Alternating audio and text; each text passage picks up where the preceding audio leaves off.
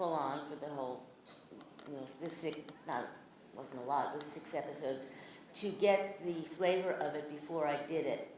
And it was harder in a way, but it was also more rewarding because it's always a challenge to get somebody to like what you're doing from the foreign country that you're doing it from. And they were pleased with it, so that was a good thing. But that started a different way of doing the anime, was actually studying the Japanese more. But I like to look at it first with the Japanese, just to get their rhythm, and then I read my copy, and the beeps go, and I do the line, and sometimes it fits immediately, and sometimes we'll go back and say, no, they're next to each other, that sounded like you were talking to someone over there, so, do it less vocally, or do it more vocally. But at this point, it's like music, it becomes like a rhythm. You get the rhythm when you watch it, and then you go with it. And if you've been doing it for years, I'm pretty fast, so I get it done fast. So. Which is why they now do a certain amount, a 2-hour minimum, because I shouldn't be punished for being good at it. So if I'm done in an hour, why shouldn't I get the same amounts that somebody's lousy at it and takes 2 hours? It's like I'm being, reprimanded for being skillful. When you, and I would guess one of the things, because you're recording, you can mess up and do another take and everything. And I was reading a thing about, watching a little thing, because I'm a big Star Trek fan, and them talking about technobabble, when you have a lot of very sort of technical, and it's all made up, blarble. I mean, I would imagine that you've had some of that where you have to sort of, it just seems like bizarre words, random science words. We will make them up on the spot, or if somebody has written them in, but if they don't write them in, we take time to rewrite in the booth as well. I will rewrite certain things to fit better, or we'll come up with ad-libs that are needed just to, if there's dead spots that don't feel like it's a follow-through, we'll have to fill it up and just improve it. Or we'll Google certain things and see what we need to say that sounds like, that's like ADR too in a movie, there's a stat, or, if you're doing hospital stuff, that's a whole other genre too. The movies, they'll have background people talking or on the phone or something. That's always done in a studio afterwards, because you have so much sound problems when you're doing a film that you need people to replace voices sometimes. I mean, there's a movie called 5-Year Engagement, and there's also one, Life of the Party, with Melissa McCarthy recently. And both times I had to match the voice of Jackie Weaver, an actress, because she wasn't around, and they needed some off-camera lines that sounded like she was still talking. And I worked with some pretty famous directors. It was pretty cool. I worked with Melissa McCarthy's husband on Life of the Party, and such a nice man. He said, "Oh, thank you so much." And I said, "Thank you. You just got paid. You just paid me a lot of money. I am very happy. You're very welcome, But I had to just, fill up the movie a little bit and make it more continuity, help the continuity. Yeah, that's awesome. What other questions can we answer for you guys, for Barbara, about any of the different things that she's worked on? This is my yes. my shill.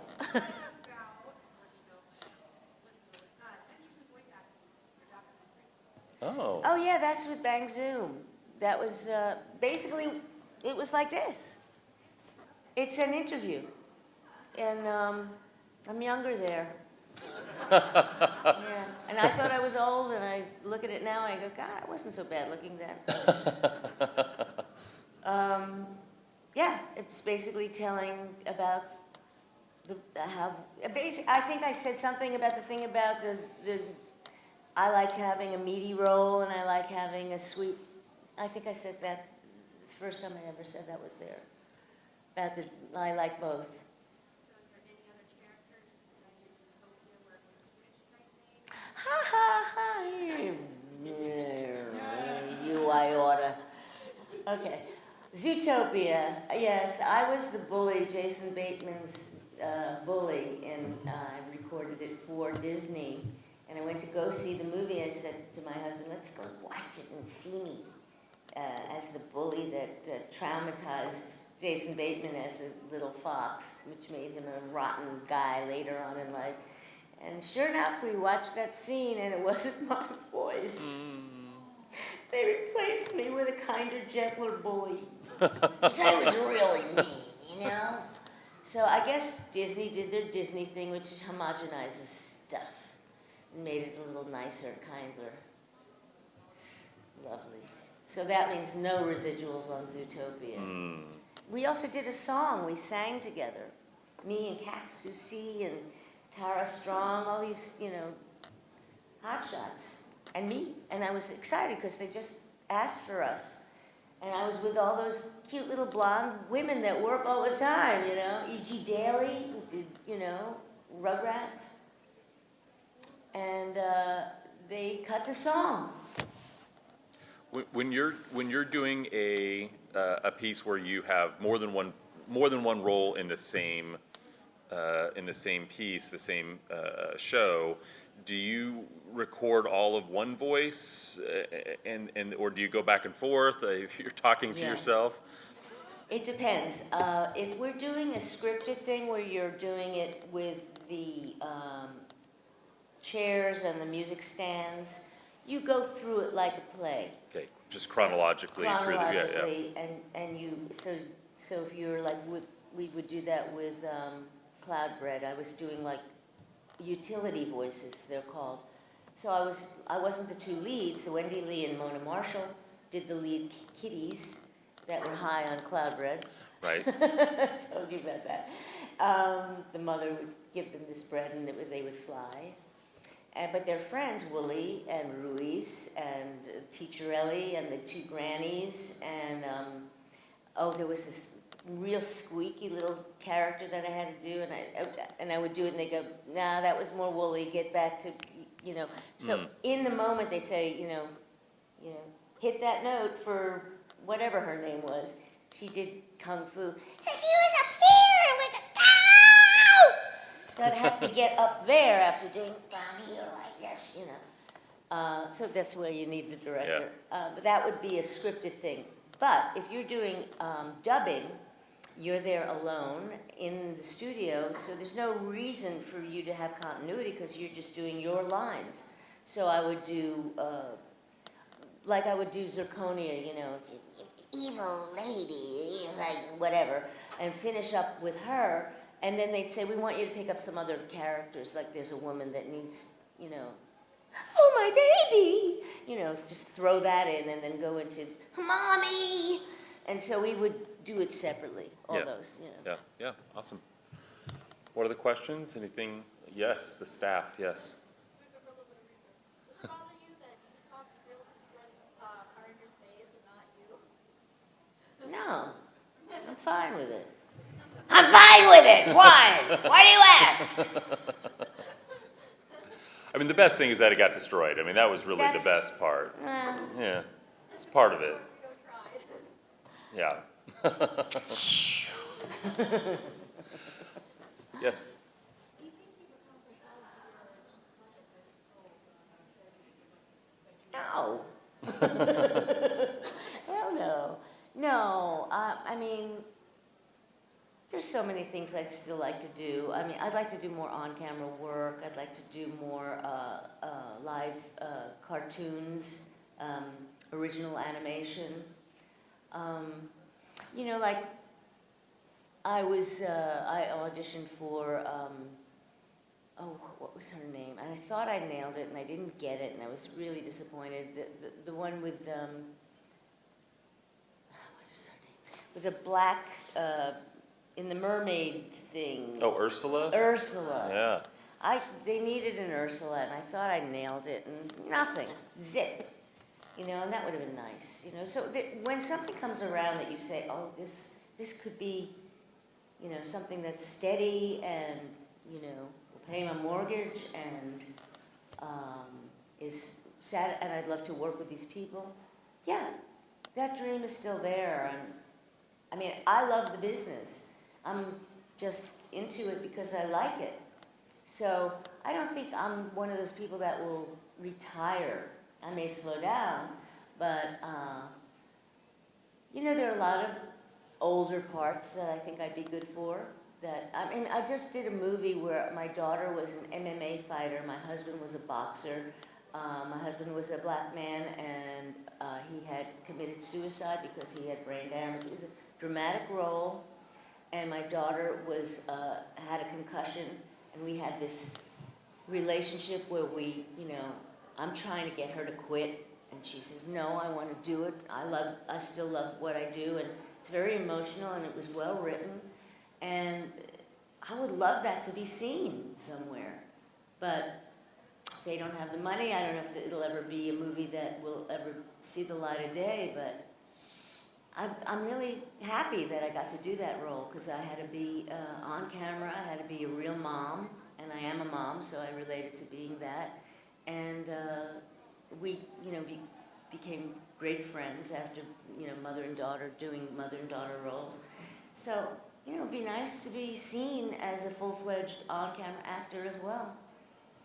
So the bucket list has still got stuff on it.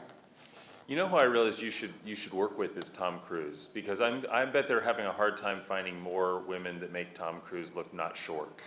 And like I feel like your height would be a real advantage there to make Tom Cruise look like he was 6 feet tall or something, you know. Okay. I mean, I'm just saying, you gotta find your niche. Yeah, well, this would be okay with me, but I think Tom Cruise would want somebody who's like 40 years younger than me, and he'd like to wear, you know, they put him on a platform. You know? Yeah, they do, I get that. And he'd have to give up Scientology, I'm sorry. Come on, I'd work with him in a second. Okay, all right. Very good, very good. What other questions? Yes, ma'am. Are you worried, or is there anything that a lot of people do saturation of the market? Yeah.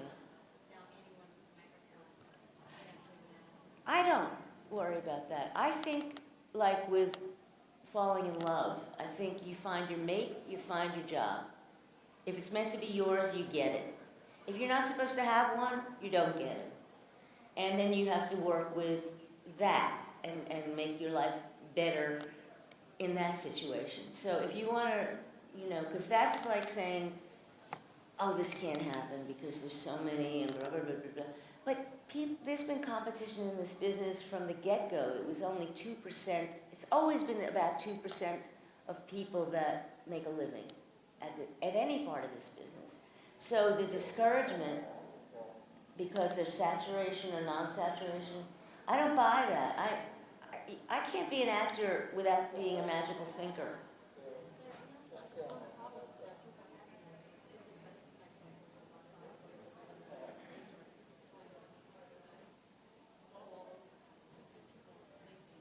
Cream rises to the top, honey. You gotta work on that. You gotta work on letting that one go. Because if you're meant to just work, you'll work. If you're gonna focus on the saturation as the reason, then you're not thinking of your work.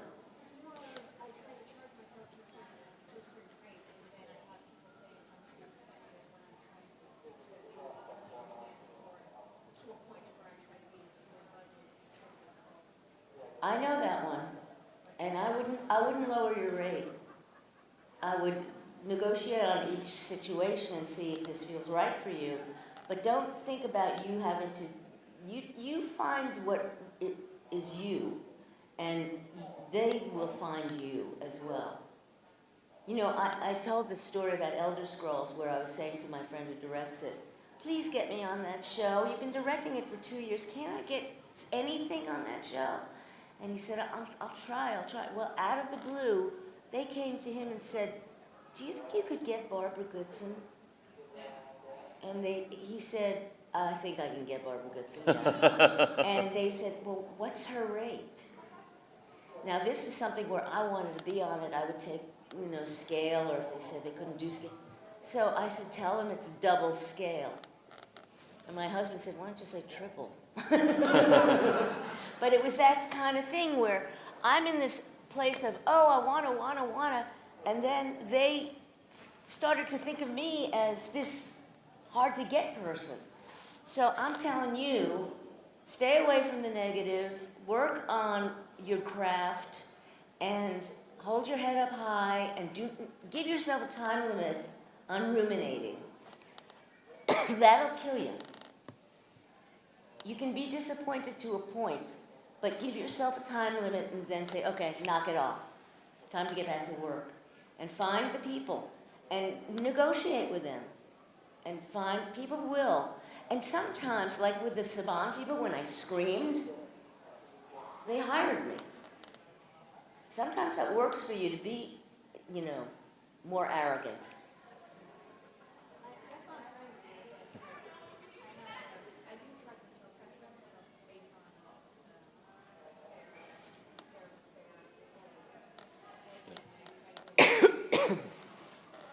You have to respect their budget. If it's a small company, and you want some, you make it work for you. Work for a small company, take less. I mean, I have a sliding scale. If it's a small anime company, I don't say, this is my rate, and if you don't like it, too bad. Well, they say 2,000 lines for $10. Doesn't even have to. Yeah. I wouldn't do a job for $10. $10? In the, it's really hard to get on in Nebraska as is, so I work primarily online. So a lot of, one of my jobs, my day jobs is going through the video game market where they have a set budget, or they think that the voice acting is so easy, that they give you like $5 to $10 to do so many lines for a certain point. Or they try to do the revenue share and they don't know that they're taking some off. Well, each case is an individual one. You just have to make your decision. And sometimes you may want to just give it away because it's a good credit to have under your belt. It's really, each one is a different situation. We're going to have to go ahead and wrap it up, so I'm sorry. I know that Barbara will still be here for a little bit back at her table, so if you want to come by and talk to her a little bit and get an autograph. She has a lot of great pictures. I got the one with her dressed up as Rita, so if you want to see the voice and the costume right there together in one package, that was one of my favorite ones over at her table, but she has a lot of that. And get a picture or something, please go ahead and do that, because I know probably around 4 o'clock, you guys will probably start wrapping up. Probably so before maybe 4. a little before, yeah. Kathy So wants to leave before 4. oh, gotcha. Okay, yeah. So you working together to get to the airport and everything. So definitely, if you want to go by there, head right over to her table. She'll be there in just a few minutes. All right. Thanks a lot, guys. Let's give a round of Thank applause you. for Barbara Goodson.